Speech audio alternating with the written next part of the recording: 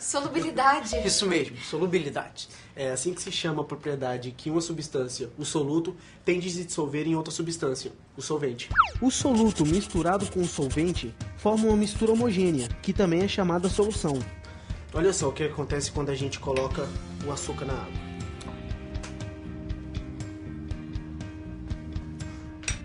Mexer aqui.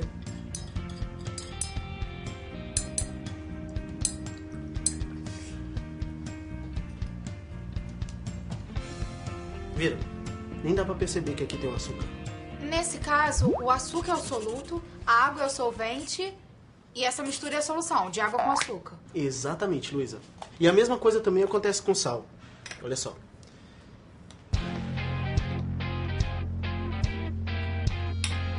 Mexer aqui.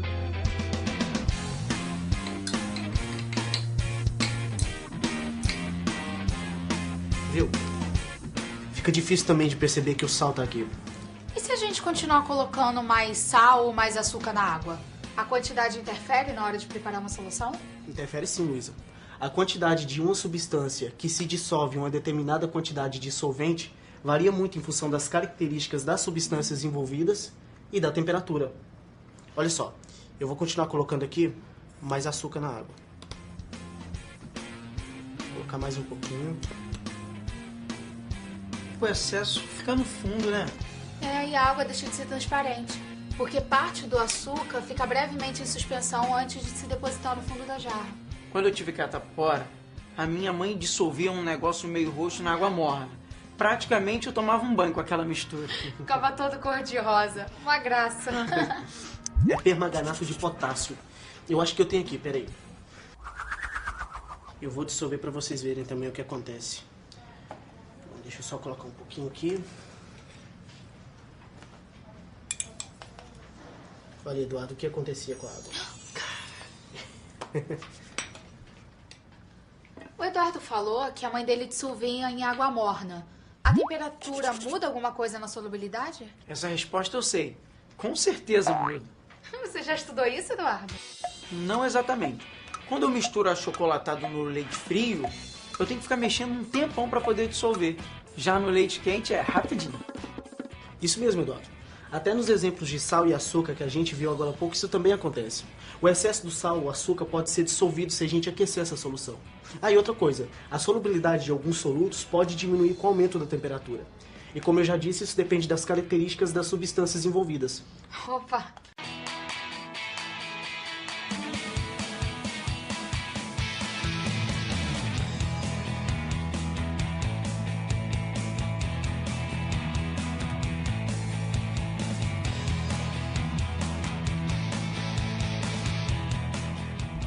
Qual é a importância de se conhecer a solubilidade das substâncias no seu trabalho? Para nós farmacêuticos, a importância da solubilidade é um ponto principal neste trabalho, uma vez que o soluto, aqui por nós considerados princípios ativos, devem ser dissolvidos no solvente, aqui considerados por nós os veículos. E a partir dessa associação entre o soluto e solvente, são preparados os medicamentos. Como as misturas são feitas num laboratório de manipulação farmacêutica? As misturas são feitas a partir da prescrição médica, onde na receita vem descrito quais são os componentes, em seguida essa receita segue para o nosso laboratório e esses componentes devem ser medidos, como por exemplo, pesados em balanças analíticas, conforme essa daqui. Eles são capazes de medir até microgramas, ou ainda soluções líquidas onde são medidas em béqueres, em provetas, e em seguida esse material é misturado, sendo preparado o medicamento. Como vocês levam em conta a influência da temperatura na solubilidade? Variando-se a temperatura, se tem uma variação dessa solubilidade. Alguns componentes são insolúveis à temperatura ambiente, porém, após um aquecimento, se tornam solúveis. Doutora, e como as receitas passadas pelos médicos se transformam em remédios pelas mãos dos farmacêuticos?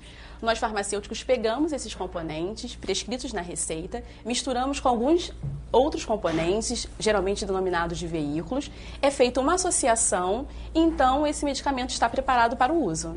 Qual a importância de saber a quantidade de soluto presente em uma solução? O soluto, para a gente, farmacêutico, são os princípios ativos presentes naquela solução. E saber a quantidade desse princípio ativo é o que vai indicar a atividade medicamentosa daquele remédio.